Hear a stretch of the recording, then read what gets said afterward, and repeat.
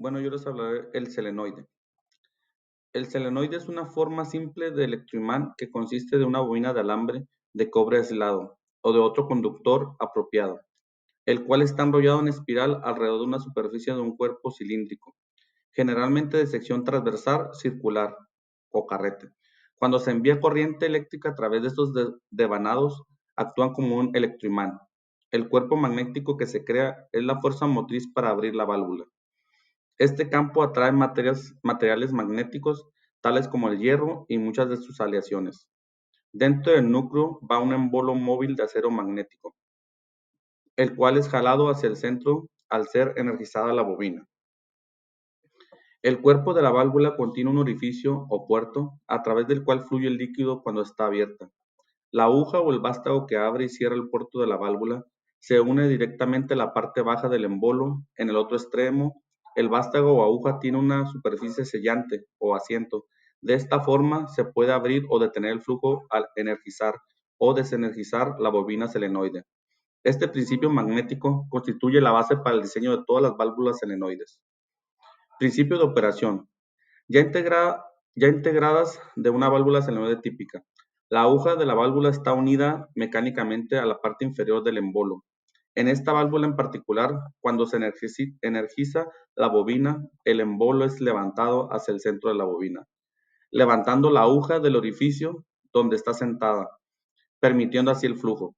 Cuando se desenergiza la bobina, el peso del embolo hace que caiga por gravedad y cierre el orificio, deteniendo el flujo. En algunos tipos de válvulas, un resorte empuja el embolo para que cierre la válvula. Esto permite que la válvula pueda instalarse en otras posiciones diferentes a la vertical. Tipos de válvulas selenoides. Existe una amplia variedad de tipos de válvulas selenoides, los cuales se pueden dividir de acuerdo a su aplicación, su construcción y su forma.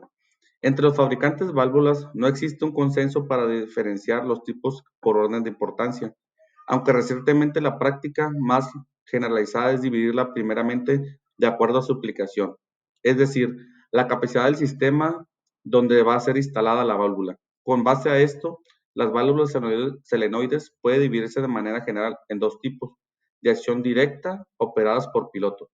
También por su construcción, las válvulas selenoides pueden ser normalmente cerradas, normalmente abiertas y de acción múltiple. Por su forma, hay tres tipos de válvulas selenoides de uso común: de 2 vías, de 3 vías y de 4 vías o reversibles. Puede haber válvulas selenoides con combinaciones de los tipos mencionados arriba. Por ejemplo, hay válvulas operadas por piloto normalmente abiertas y también hay normalmente cerradas operadas por piloto. A continuación, se describe ampliamente cada un tipo de las válvulas y sus aplicaciones respectivas. Bueno, a mí me tocó hablar sobre la de acción directa. Las válvulas de acción directa, el selenoide de acción directa se utiliza en válvulas con baja capacidad y puertos de tamaño pequeño. El embolo está conectado mecánicamente a la aguja de la válvula. Al energizar la bobina, el embolo se eleva hacia el centro de la misma, levantando la aguja. Puesto que para operar este tipo de válvulas depende únicamente de la potencia del selenoide. Para un diferencial de presión determinado, el tamaño de un puerto está limitado por el tamaño del selenoide. No se utiliza en sistemas de grandes capacidades porque se requeriría una bobina de gran tamaño para contractuar el gran diferencial de presión.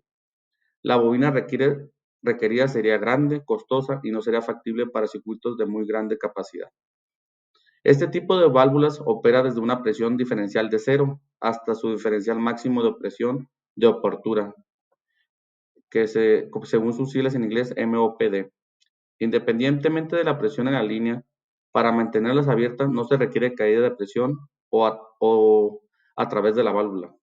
Las siguientes fuerzas actúan sobre la válvula selenoide para mantenerla cerrada o abierta y fluyendo. Cuando está cerrada, A, la presión intenta empujar el embolo hacia abajo al orificio. B, la gravedad jala el embolo hacia abajo al orificio. En algunas válvulas de presión, un resorte también ayuda a mantenerlas cerradas. C, la diferencia entre la presión alta de entrada y baja en la salida mantiene el embolo sobre el orificio. Nota: mientras más grande es el diferencial de presión entre la entrada y la salida, más difícil es abrir la válvula cuando está abierta. El flujo interno que pasa a través del orificio ayuda a mantener el embolo abierto y la tracción magnética sostiene arriba el embolo. El diferencial máximo de presión de apertura o MOPD, según sus siglas en inglés, mientras más grande sea la presión interna o mientras más grande sea la diferencia entre las presiones de entrada y salida, más firme se mantiene el embolo sobre el orificio. Mientras más grande es el orificio, más grande es el área afectada en el diferencial de presión, manteniendo cerrado el embolo. Por lo tanto, un orificio pequeño con bajo diferencial de presión es fácil de abrir magnéticamente. Si aumenta el tamaño del orificio o del diferencial, más se puede jalar el embolo. Si tanto el área del embolo como el diferencial de presión son grandes, es posible que se exceda la capacidad del imán para jalar el embolo y abrir o cerrar el orificio de la válvula. Cuando esta capacidad del imán es vencida por las fuerzas que mantiene abajo el embolo, se dice que se ha excedido el MOPD. Cuando el MOPD es bajo, el área del orificio es chica y la diferencia entre las presiones de entrada y salida es pequeña, la bobina solenoide no requiere de mucho esfuerzo para levantar el embolo. Al hacerse más grande el orificio y más grande la caída de presión, se requiere una bobina magnética de mayor tamaño para crear la fuerza magnética que se requiere para accionar el embolo. El MOPD se determina porque tanto atracción magnética se requiere para contrarrestar la fuerza que mantiene abajo el embolo. Cuando el diferencial de presión está por abajo de la clasificación del MOPD, la válvula selenoide abrirá o cerrará rápidamente al ser energizada. Cuando se exceda el MOPD, la válvula no abrirá o cerrará al ser energizada y podrá sobrecalentar ocasionando riesgos de peligro, a menos que sea desenergizada rápidamente. La válvula de acción directa se usa normalmente en circuitos de pequeña capacidad.